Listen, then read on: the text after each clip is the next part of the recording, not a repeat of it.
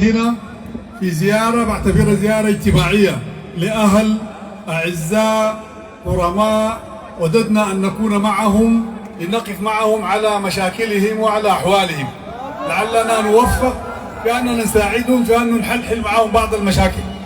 نحن طبعا أصلا المشاكل اللي بيقولوها هنا في المنابر وبيتكلموا عنها الوالي ينضم ونحن ننضم ما بحل مشكلة. عشان كده نحن بعد ما نفر من لمتنا دي نسوق الوالي ونسوق معاه الناس هنا داعي يعني البلد والحكومة، ونمشي نقعد ونشوف المشاكل شنو نعامل، نشوف لنا طريقة لعلاجها وحلها. مشاكل الناس كلها معروفة، بادية من السد والكهرباء وكهرباء المستشفى والنزل والطريق وكل المشاكل الناس كلهم ملمين بها وعارفينها، لكن نحن يجب أن نقعد نشوف لها العلاج كيف نعالجها. ما بيتعالج هنا في الكلام ده أنا أقول لكم والله خلاص المشاكل كلها محلولة بنكون ما عملنا حاجة. نحن دايرين نقعد في الوطن مع الناس نسمع منهم ونجيب الحكومة الوالي ونحن اللي بنقدر نسويه وكلنا بنسويه.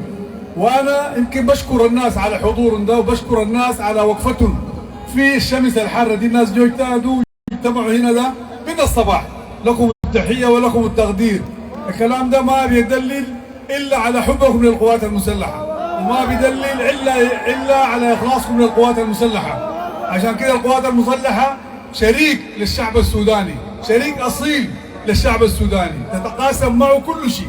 هي اللي بتدافع عنه وهي اللي بتحميه وهي اللي بتقف قدامه في ملماته.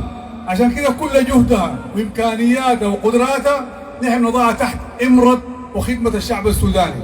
وهنا في المنطقة الفرقة دي برضو كل الشيء اللي بتقدر تقدمه من خلاله للناس نحن نحاول نقدمه لهم كلهم. نحن طبعا المشاكل كثيرة حقت الدولة ومشاكل البلد كثيرة ومشاكل السودان كثيرة، ونحن الناس هذول هنا كلهم في هذا الإقليم في هذه البقعة الطيبة المباركة لديهم من المشاكل لو قعدنا نحصيها ما بيعرفوها الناس ولا بتشوفوها، إلا كل جديد يشوف هنا ده يشوف الناس عايشين كيف، الناس بنوا المدارس من وين، الناس بيتعالجوا كيفين، الناس بيتوصلوا كيفين. كل الكلام ده الناس متخيلين انه الناس هنا عايشين في رغد وعايشين في نعيم، متخيلين الناس هنا ده قاعدين وكانهم هم برا السودان. لكن المشاكل الحاصله هناك في اي مكان هنا ده مضاعفه حاصله منها. الناس بيزرعوا بالمطر، هنا الناس بيزرعوا بالكهرباء وبيزرعوا بالديزل. الناس بيمشوا وبيلقوا كل شيء قدامهم هنا، كل زول كان له حاجه الا يركب يسافر يمشي اخر الدنيا حتى يلقاها. كل شيء جاي ماشي فوق الناس. الزراعه المزارعين بيزرعوا بكره البرتقال يجي من برا، المزارعين يزرعوا بكره البصل يجيهم من برا، الفول يجيهم من برا، وهم قاعدين هنا تعبانين. نحن دي مشاكل الناس كلهم عايشينها وشايفينها وحاسين بها. بالناس كلهم اذا قعدوا في الوطن يقدروا يعجوها كلها للناس. نحن بنقول للناس انه والله احنا حاسين بحساسكم وشاعرين بالمعاناه الكبيره الناس بيعانوها. عشان كده قلنا نساهم بالنقدر عليه وفعلا نخفف على الشباب. الشباب هم املنا وهم امل السودان وهم مستقبل السودان، فنحن نبدا بهم كلهم، نبدا بالزواج، نكافح مع بعض العادات الضاره، نكافح التهريب، نكافح المخدرات، نقيف كلنا نحن وهم سد ويد قويه عشان نحمي هذا البلد ونحمي اهله ونحمي ناسه. انا بحييكم وبقول لكم اصلا القوات المسلحه ما حتتخلى عن واجبها تجاهكم، ما حتتخلى عن واجبها تجاه الشعب السوداني. صحيح نحن ماشيين في فتره بتاعت انتقال وماشيين قاعد ناسس لحكم مدني، تتجه حكومه مدنيه في القريب، لكن هذه الحكومه انتوا ديل اللي تحرسوها وانتوا ديل اللي تعاينوا لها وانتوا توجهوها وانتوا تقودوها، ونحن معاكم في اننا متى ما تشكلت وجات حكومه جديده نحن وانتوا نسندها ونهديها ونقومها ونوريها الطريق الصحيح ونقول لها والله ده الدرب اللي تمشي به عديل. انحرفت عن الدرب حادت عنه، انتوا قاعدين والجيش قاعد والسودان كله قاعد.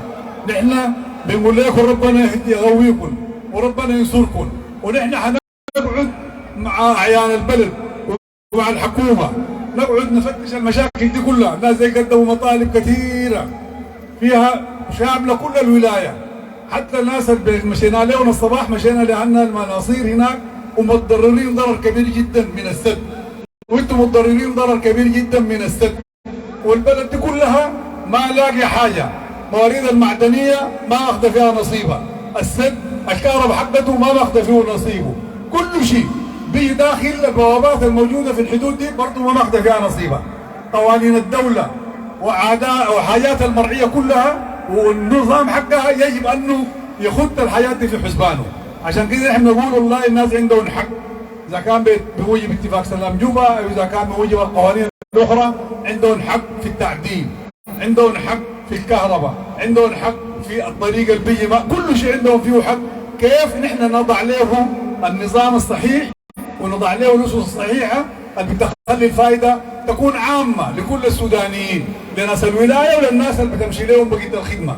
نحن بنحييكم وبنشكركم على مجيئكم وبنشكركم على وقفتكم دي وقفه فيها اشاره كبيره جدا وفيها سند كبير جدا للقوات المسلحه وللجيش.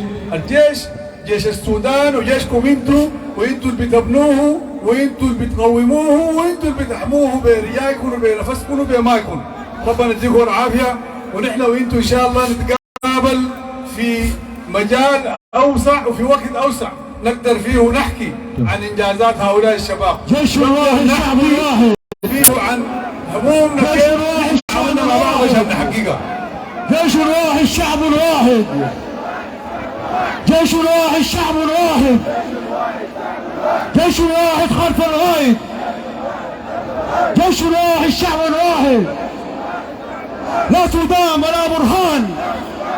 نحن بنحييكم ونشكركم شكر جزيل على حضوركم، وبنقول لكم ان شاء الله تلقونا دائما معاكم. نحن الكاكي ده دائما تلقوه معاكم وتلقوه في وسطكم وتلقوه قدامكم، لانه هو بيمثل الروح حقت السودان، هو بيمثل العمود الفقري لهذه الدولة، هو اللي بيحميها، هو اللي بيدافع عنها. نحن دايرين هذا الدفاع يبقى دفاع حقيقي عن حقوق الناس وعن حدود الدولة وعن سلطانها وعن قيمها. نحن حقيقي فخورين جدا بهذا الحضور، ونحن بنفتخر ما دايرين نقول والله هذه البلاد وهذه المنطقة ما فيها جهوية ولا فيها عنصرية، لأنه نعلم تماما المكونات اللي هنا قاعدة المتعايشة والمصاهرة. وانا قبل قلت وقاعد اقول في كل مره والناس بيستنكروا الكلام ده، انه والله هنا لا في جهويه ولا في قبليه ولا في زول عارف الزول ده جنسه شنو ولا ابوه من وين ولا جنسه شنو. في اخواننا هناك في المركز بيفتكروا انه والله اولاد الشماليه ولا الشايقيه هم العاملين وهم المسوين. نحن نقول له الكلام ده مردود عليكم. نحن والله ناسنا ديل ما عندهم جهويه ولا عندهم عنصريه ولا عندهم قبليه، كلهم عايشين مع بعض. انا ده جدي مولودين هنا في المحل ده، ولا يوم سألنا ولا قاعد نعرف والله نحن ديل مليون والله جنسهم والله فلان والله علان. كلنا سودانيين وكلنا البلد دي نحن متربين فيها وعايشين فيها وبتشيلنا كلنا. ما دايرين ندخل العادات اللي دمرت جزء كبير من شعوبنا وجزء كبير من مناطقنا ندخلها وسطنا هنا.